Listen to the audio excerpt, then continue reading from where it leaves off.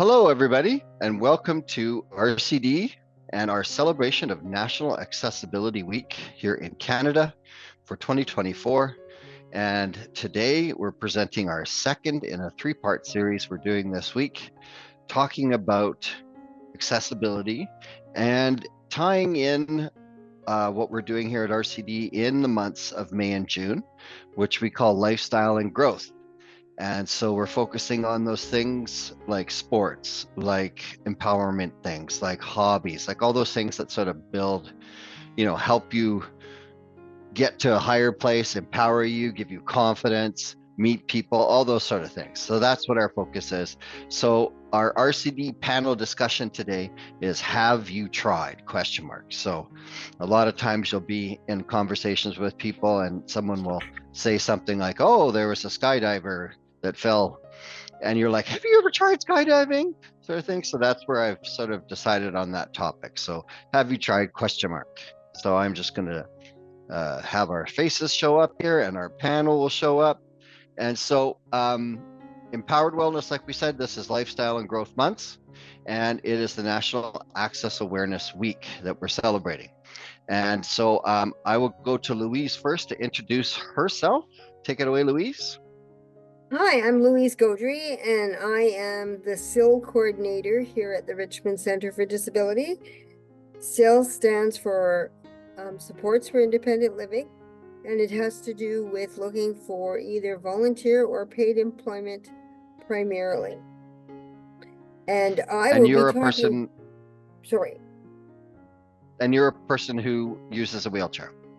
I do use a power wheelchair, yes. Okay. All right, thank you, Louise. And then we have June. Hello, good afternoon, everyone. Welcome to our National Accessibility Week. And my name is June, and I am the Information and Referral Coordinator. And I have been in a manual wheelchair. I also use power chair, but mostly I'm on a manual wheelchair, and I've been in a wheelchair for a good 12 years. All right, great. So how this session is going to work is we're going to do something that I like to do. I picked it up a long time ago when I took a class, and it's called brainstorming. So we're going to put a question up on the screen for the panel, and I'm going to let them sort of call out a bunch of things that just come to their mind. And then I already sort of have what I've done, when I've done this sort of thing before, a sort of bank of answers. And we'll see if most of them are like, oh yeah, Louise, you said this one, you said that one, June, blah, blah, blah. And then maybe there's some that we missed, some that I missed or something. And then if we don't think it fits in that topic, then we discuss it. We're like, oh, do you think it's it's this or that? And so that's how brainstorming works. And we're going to do a couple of those, and then we're going to have some open sort of questions near the end. So I am just going to jump on the screen and pop up the first question. So what are the most common and recognized accessible activities you have done or know of? Oh, well, that's easy. For me, of course, travel has become a very popular option for people with disabilities.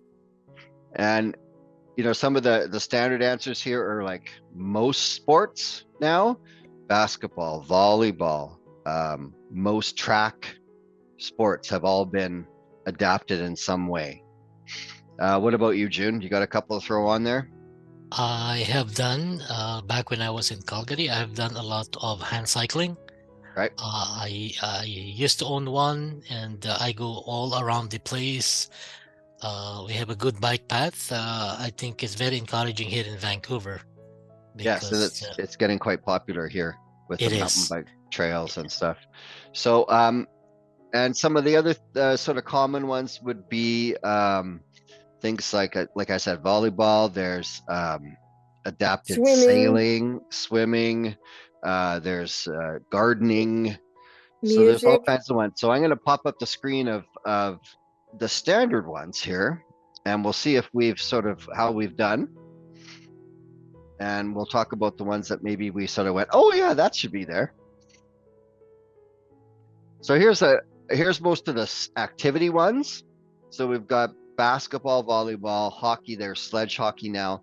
There's accessible sailing. There's kayaking, tennis. So we got most of those. Hiking, we sort of missed with the trail rider, which I mentioned on Tuesday, that you can have as long as you have 4 really strong, healthy friends. There's wheelchair badminton now. There's table tennis. There's pair table tennis, bowling, snow skiing, a lot of other snow sports, and curling. And then I've got sort of more hobbies and whatnot here. So there's your travel, Louise. Mhm. I've put art there just because we know that we used to have someone that painted with their mouth. I've met people that paint with their feet. Photography, there's lots of brackets and stands that you can attach to wheelchairs and stabilizers now for photography. And then I threw in like post-secondary education. There's lots of sort of help with most large universities have disability offices or accessible student offices that help you. I used it when I went back to school. They gave me extra time for my exams. They gave me an ice pack to ice my hand as I was writing. So that's really made it a lot easier. Driving, there's all kinds of different foot pedals and things for people who can drive. We've got gardening down there. I put cooking down there because there's some chefs that are in wheelchairs that have stand-up brackets so they can stand. June, you've probably seen those. Yep, I have. Yeah, and then music, again, they have a lot of adapted things, like I mentioned Tetra on Tuesday. So there's the Vancouver Adapted Music Society, so they have a lot of ways that you can still play music or get into it. And then I put acting down there, and I put acting down there just because in the last, I'd say, 5 years, so it's gotten so more inclusive when you see commercials and you see they're starting to put people in different situations that you should see on the outside, right? And so I sort of added that. So you guys like that list? You're pretty happy with that? That's a good list. Yeah, I've done quite a lot in the sports section. I've done the basketball wheelchair. Right. I have also done the tennis wheelchair. What I'm aiming for is the parasailing. Yeah. And so we've covered a pretty good, and we know where most of these things are. There's adaptions, a bracket or something like that with post-secondary education. There's, just adapting so people can study in a quiet place. I had all my books put onto MP3 player so I could read because I couldn't hold a book and I would fall asleep. So these are the little adaptions that sometimes people don't even know exist. I've talked to students that didn't even know the disability office existed, and they had low vision, and all they really needed was to be sitting at the front of the class instead of the back. And they said, gee, I wish I would have known this at the start of the semester, right? So these are the things that if you don't hear about them, you may not ask about them. So that's what we try to help with these sort of education pieces. So I'm just going to jump out of the list for a second there. And so you like that list? Pretty covered? There's not pretty good. sort of Yeah. many gaps in there. And so that's kind of like a lot of people know about those. They see them. A lot of those are Paris, are going to be seen in Paris in the summer. And it's pretty common to see those, the carbon fiber running feet thing. And so it's now become quite commonplace, which is great. All right. So our next brainstorm is going to be about things that maybe people might not have heard of, right? So my question to you, is it coming up here? And we'll just pop out of here, go to the next. So what are some uncommon and unique accessible activities you have done or you know of?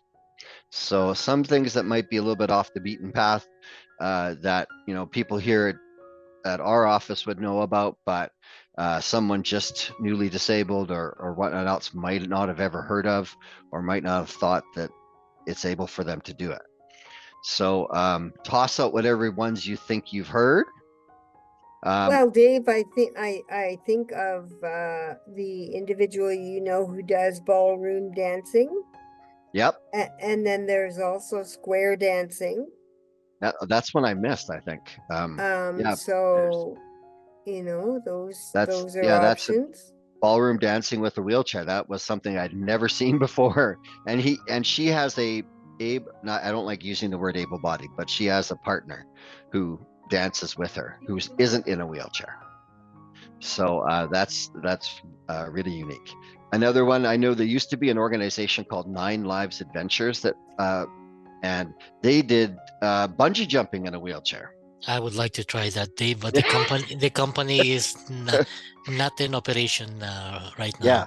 Yeah. I knew both the owners, really great guys, and they did snowmobiling, wheelchair snowmobiling, and I think they did hang gliding, even with a chair. These guys were a little out there, and that's kind of why I think both of them had met at GF Strong. That's where they met, but unfortunately, when they both recovered, the one guy was able to walk out, the other guy was still in a chair.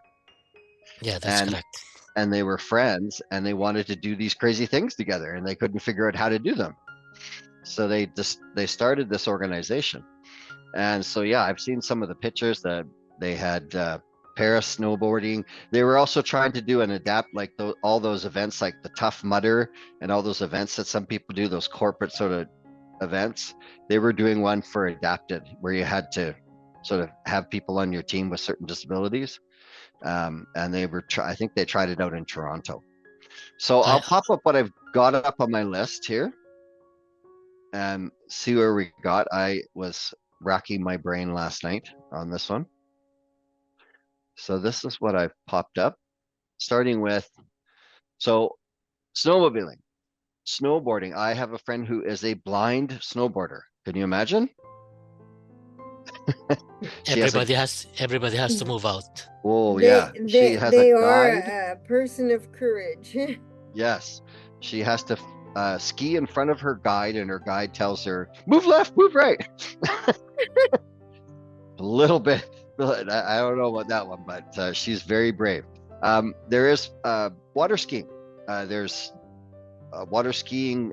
It's very similar to the snow skiing, where you sort of sit on top of a ski, and that's pretty common. But they have the same thing for water skiing, and they do have They did have. I haven't seen it in a while, but they did have an organization in BC for years. There's the bungee jumping there. In the States, they've adapted hunting, where there is brackets. There's also, if you look, there's some crazy wheelchairs that are 4-wheel drive. June, have you seen some of these? I've seen the like a tank. Yeah, and it has like a triangle wheel. That's right. Yeah, and it's got the little tank treads, and it can go over everywhere, right? Yes. So you can actually get back to hunting. I know that the Disability Foundation was looking at adapting fishing at some point, which they probably will. So I put that on there. And again, shooting. However, Dave, there is a number of accessible areas that a person could, the docks are accessible. Yeah, so and there's also some trails. Accessibility on that. Yeah, and there's trails too. There's trails out in North Van and on the island where they've made it wheelchair accessible for walking into the forest and things. And I have some pictures on the workshop on Saturday that has a wheelchair with big fat tires that you can go on the beach with. It's all made out of PVC piping. So there's where off-roading is. There is a guy now at SCI BC that is teaching wheelchair boxing. And there's a guy who has low vision that I just read an article about that's a skateboarder. So I had another list here too, a smaller one. These are a couple things as well. So stand-up comedy. There is an organization called Stand Up for Mental Health, and they will train you to learn to do stand-up comedy, which is one of the most frightening things for a lot of people, is to do that. And to have a disability, they work with a lot of people with mental disabilities and anxiety and depression. And that's probably the last thing any one of those people would want to do. and you do, I think it's a 6-week course. I know that Neil Squire has done some great adaptations to gaming equipment that you can use sip and puff. You can use all kinds of different things. So if you were a computer gamer and you don't have the same dexterity with your hand, there's options there. And that's something that's, you know, fairly new. I have a very good friend of mine who started up a organization called Real Wheels, and they're all an accessible theater company, and they do a whole bunch of different shows with people with all kind of diverse abilities. So what do you guys think of that list? Yeah. In fact, in the stand-up comedy one, I've seen two comedians. They're quite popular. They have some form of challenges. One, I think it's a CP. He has a cerebral palsy, but he's really funny. Yep. So yeah, you can watch it in the video. I have a friend. Seen him as well. I have a friend that I've been trying to get up here for years. Her name's Nina G, and I met her, and she's one of the only female stuttering comics. And she is also a speaker. She speaks for dyslexia and what do they call that? Language impairments, I guess. And amazing to stand up and do stand-up comedy and then to be stuttering while you're doing it. When I first saw that, I was just like, wow. And she's really amazing. And she actually started an organization because down in the States, it's called the ADA, right? The American Disability Association. And they use the same thing. They're the Disability Act. The American Disability Act, they call themselves. And there's lots of comedians that have different sort of challenges that way. And it's a very empowering sort of thing, right? So, and then with theater, you can get into improv, you can get into all kinds of things like that, right? And that's kind of a little bit out there. But so that's that. I think that's a great list. So now I just have to mention, because June mentioned his bungee jumping bucket list dream. Well, Dave and I have spoken of my bucket list dream of riding in a sidecar. Yeah. Because I've had my disability all of my life. Now, I don't know whether the Motorcycle Association, Disabled Motorcycle Association group would consider themselves a hobby or not, or just a preferred way of transportation. It's a lifestyle. But it is a bucket list dream of mine one day. Yeah, and with the sidecar, and there's so many adaptions when it comes to that. With COVID, all the cycles, there's side-by-side bicycles now. There's all kinds of different options for getting, the wind in your hair and not in a car sort of idea. They've the Spider, the Can-Am version with the 3 wheels. With the 3 wheels, for someone who is paraplegic or quadriplegic will be able to operate that. Well, there's ones I've seen where you just roll your wheelchair into it and it sort of comes around you and you lock in and then you just drive.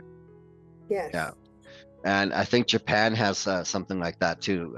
One of the big car companies invented it, like Nissan or Honda or something.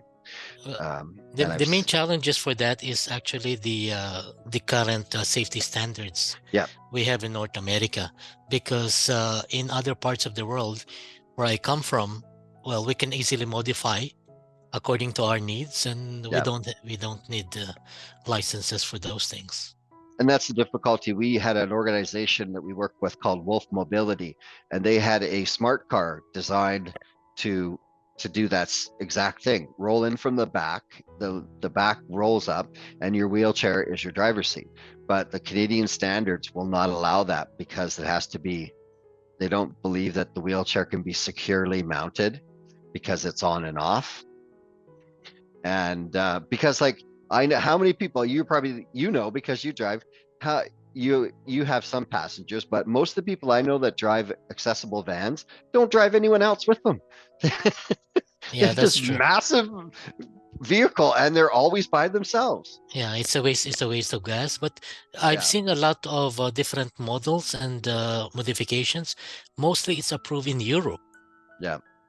And but like your car with the Mazda 5, that's much better too, right? That's mine is just basically what you can find in in a typical Mazda 5, yeah, and but it's at least a only the little hand bit control. smaller. It's a It's little bit smaller it's than a van, much right? Like a smaller, standard but I van. Yeah. still have the modification there. I have the gas and brake control. Right.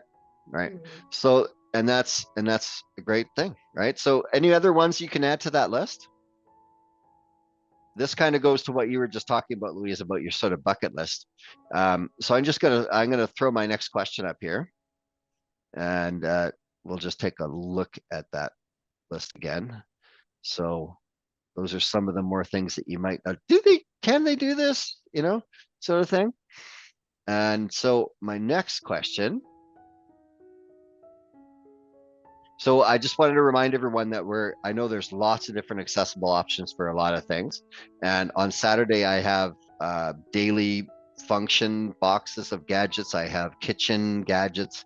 I have personal care and pain management.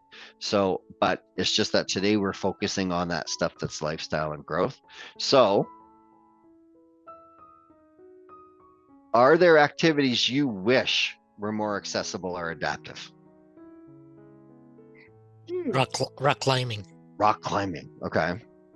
or wall climbing. Yeah. I've seen some people do it. I know that the guy that I mentioned that the boxing, he actually did the gross grind on his hands. Yeah, but he And was upside down. but yeah, his friends wheelbarrowed him, Yeah, held his legs. that's right. And he was That's using both hands. crazy. But yeah, so rock climbing, that would be one. What about you, Louise? Yeah, that's an interesting one because for me, sports has never really been my thing. So Right. haven't given that much thought. But there are some travel things that destinations that would be more difficult to go to. I wouldn't mind going in a mini submarine, but I want Yeah. to make sure that it wouldn't implode first. And But- there has been some great inroads, just to mention travel again, with that whole thing about the travel industry not considering the wheelchair luggage, right? And Yes. that's just been in the news. I just wanted to make mention of that, and how I know I've learned from working here that you can't consider that. It's part of you. And there was a woman who's done, I think there was a big court case with Air Canada just recently, Yes, there's been a and few. they're trying to push to get it so that you can take your wheelchair right on the plane. I was and sit just in going it, to right? mention that, and that would be wonderful. Right. And that would definitely be something that still would be a next sort of step that I hope happens soon, because you can't trips are ruined. People you can't just say, oh well, I got a divot in my luggage, I'll get reimbursed for it, right? You can't just do that. If your wheel's off, you can't. Your trip is done, you're done, right? Home you go. Yeah, that's true. So I'm glad to see that there's been some advances there. Unfortunately, usually Before we move on, Louise is saying that she wanted to try the what they call this, Louise, the submarine. A sidecar But on a. I have seen a video that scuba diving. They made the modification attached to the actual wheelchair. Yeah, that can move you around underwater. Yeah. Oh my goodness. I know that there's I'll show you the video. There's rigs now where you don't have to take the whole PADI course, because it's just like a little head thing. And so you don't have to do the whole scuba diving course before you can go, when you go to these places. I know they have a lot of them in Florida and whatnot else, and they're it's like a spaceman helmet. Isn't right? that just virtual? A virtual version. And that's another option too, right? Virtual dive. Is virtual, if maybe that's the first thing, if you wanted to fly an airplane or something like that, there's been so many advances in the virtual right? It's not the same thing, but it's Mm. something that maybe gets you to that next stage, right? So you do the simulators, the airplane simulators, right? And you get some knowledge that way. That can, it's not like being there, but it's definitely something that some people can get some joy out of. And whatnot. I've used the sailing simulators before. They're really fun.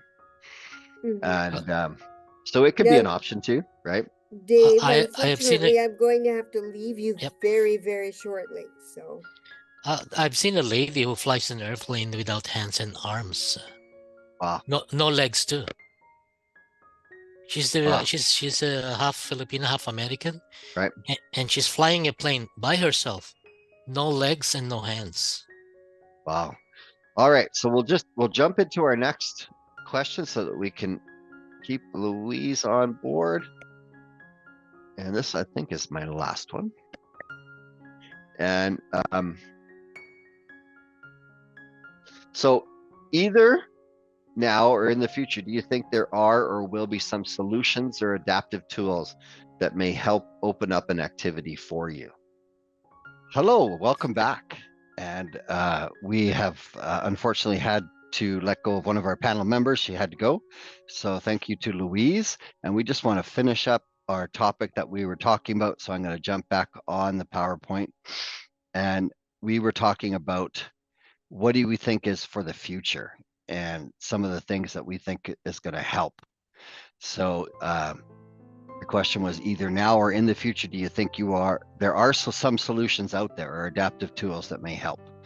And June, you were talking about Elon Musk. Neuralink. Yes.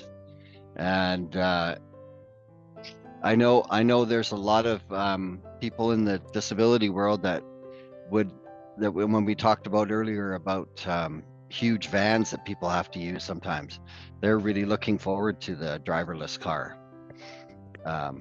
when it comes, when it's safe. That will be the day. Yeah, when it's safe.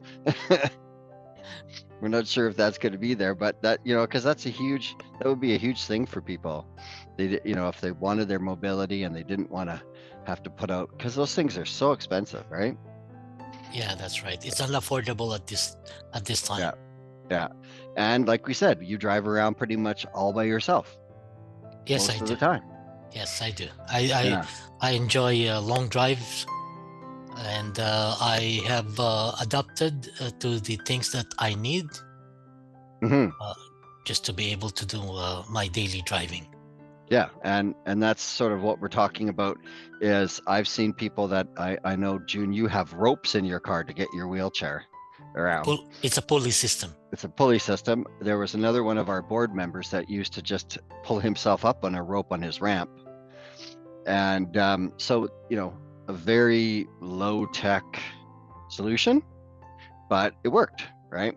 And then maybe his was broken, or maybe, at some point, maybe he would get another system, but it works. And if it does, right?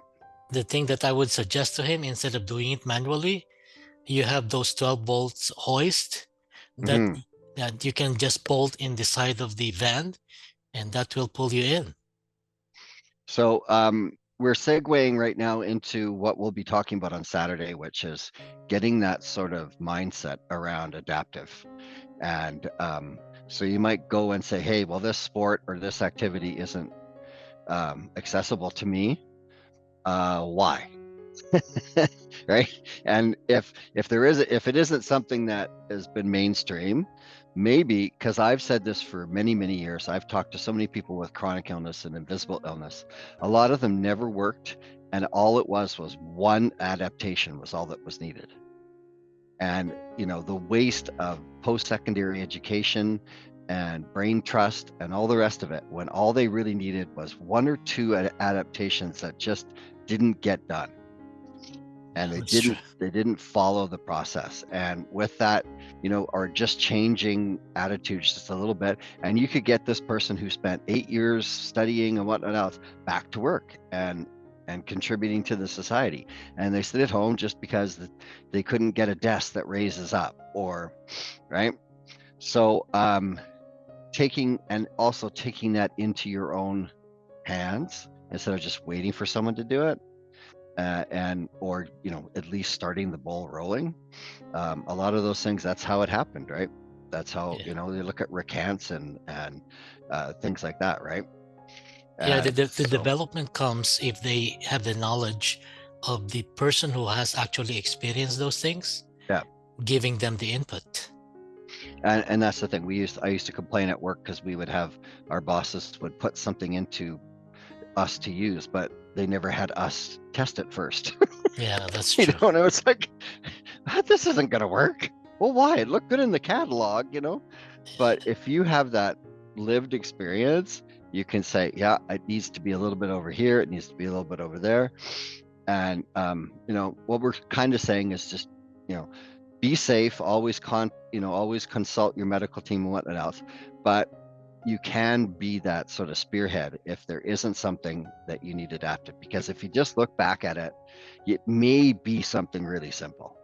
Yeah, And you there should just be a collaboration between and you between just the haven't you haven't sort of, and a lot of it is thinking and attitude and perspective. And as soon as I always say that I don't have any embarrassment factor anymore. I'll try anything. So if I'm upside down or what else, doesn't matter. So you get past that and you get to that try anything stage. As long as you stay safe and you don't put yourself into a chance where you get more danger. injury, then why not? At least, and you know what it's doing too is it's helping your brain. Even if That's you right. don't get there, it's Yeah.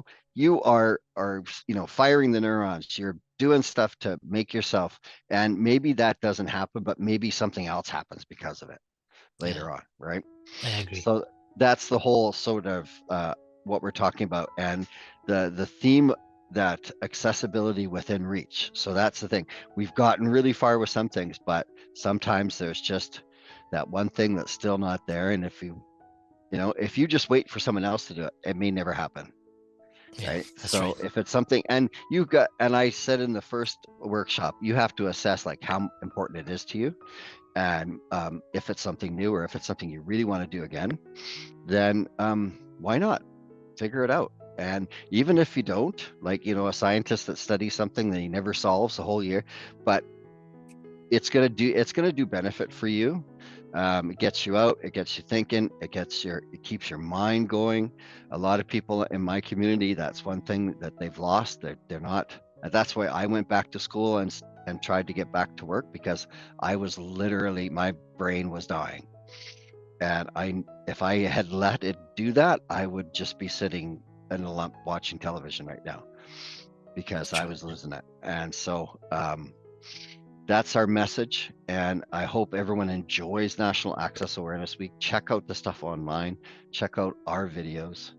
And thank you, June, for your input. And I encourage everyone to check out our last in the series, launching on Saturday. Thank you, Dave. Thank you very much. I'll see you. Have a great day. Bye-bye.